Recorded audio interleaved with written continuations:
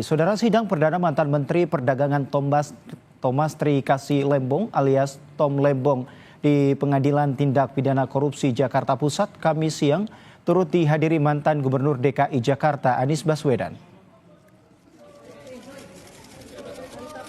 Usai sidang dakwaan dibacakan, Anies Baswedan terlihat bersalaman dan berbincang dengan mantan Menteri Perdagangan Tom Lembong. Anies mengatakan saudara dirinya hadir untuk mendukung sahabatnya yang saat ini menjadi terdakwa kasus impor gula.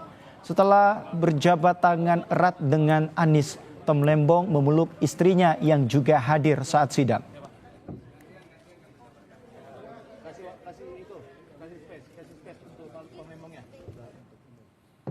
Dalam sidang perdana, jaksa penuntut umum mendakwa mantan Menteri Perdagangan Thomas Trikasih Lembong atau Tom Lembong bersama 10 orang lainnya merugikan keuangan negara sebesar 578 miliar rupiah dalam kasus korupsi impor gula. Jaksa mendakwa Tom Lembong memperkaya diri dan orang lain dalam kasus dugaan korupsi impor gula pada 2015 hingga 2016.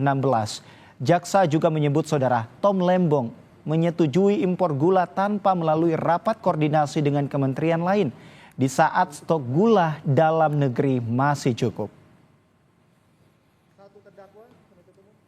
Perbuatan terdakwa Thomas Trikasih Lembong bersama-sama dengan Charles Sitorus, Tony Wijaya NG, Den Suryanto Eka Prastia, Hansen Setiawan, Indra Suraningrat, Eka Sapanca, Wisnu Hendraningrat, Hendro Giarto Atiwo, Hans Farita Hutama, Ali Sanjaja Budidarmo, sebagaimana diuraikan tersebut di atas telah mengakibatkan merugikan keuangan negara sebesar 515 miliar 408 juta 740.970 rupiah, 36 sen yang merupakan bagian dari kerugian keuangan negara sebesar 578 miliar 105 juta 411.622 rupiah.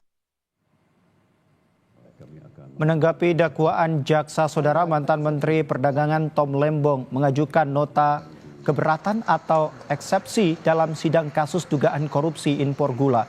Melalui kuasa hukumnya, Tom Lembong menyebut dakwaan jaksa tidak tepat dan tak jelas.